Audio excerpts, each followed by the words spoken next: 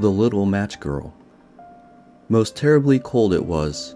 It snowed and was nearly quite dark, an evening, the last evening of the year. In this cold and darkness there went along the street a poor little girl, bareheaded and with naked feet. When she left home she had slippers on, it is true, but what was the good of that?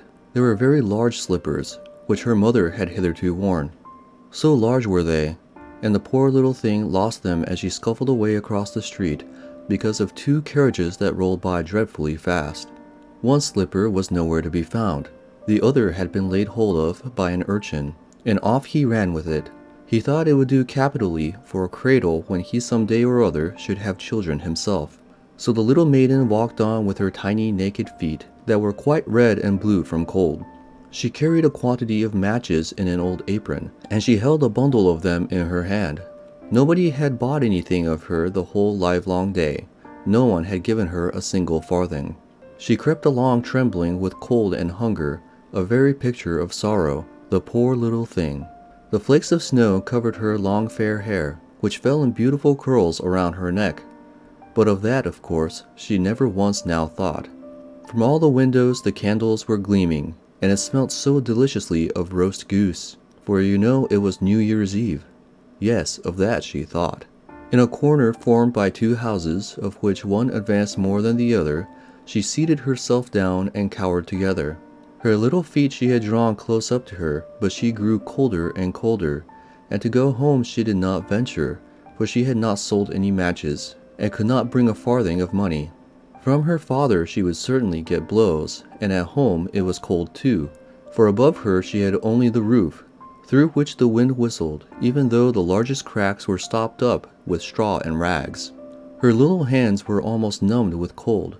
Oh, a match might afford her a world of comfort, if she only dared take a single one out of the bundle, draw it against the wall, and warm her fingers by it. She drew one out. Richt! How it blazed! How it burnt! It was a warm, bright flame, like a candle, as she held her hands over it. It was a wonderful light. It seemed really to the little maiden as though she were sitting before a large iron stove, with burnished brass feet and a brass ornament at top. The fire burned with such blessed influence, it warmed her so delightfully.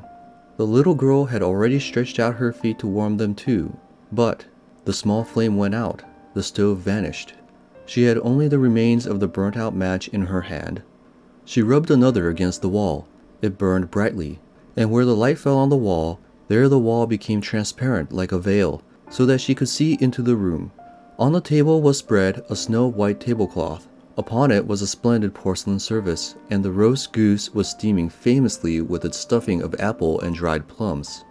And what was still more capital to behold was, the goose hopped down from the dish, reeled about on the floor with knife and fork in its breast, till it came up to the poor little girl, when the match went out and nothing but the thick, cold, damp wall was left behind. She lighted another match. Now there she was sitting under the most magnificent Christmas tree. It was still larger and more decorated than the one which she had seen through the glass door in the rich merchant's house.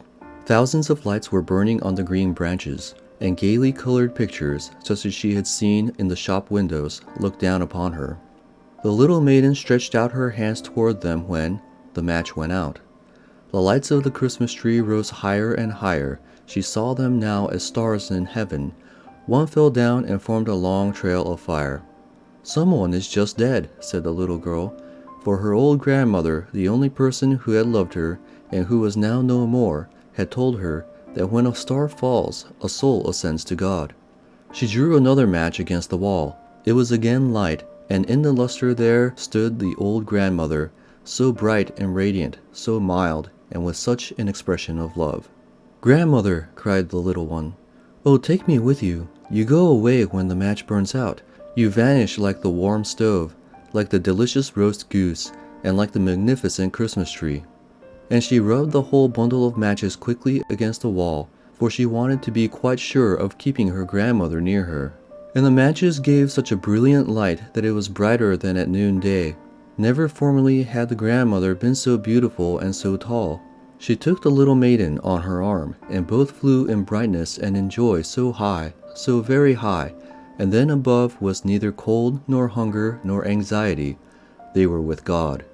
But in the corner, at the cold hour of dawn, sat the poor girl, with rosy cheeks and with a smiling mouth, leaning against the wall, frozen to death on the last evening of the old year.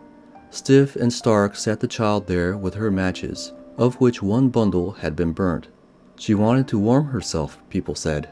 No one had the slightest suspicion of what beautiful things she had seen. No one even dreamed of the splendor in which, with her grandmother, she had entered on the joys of a new year.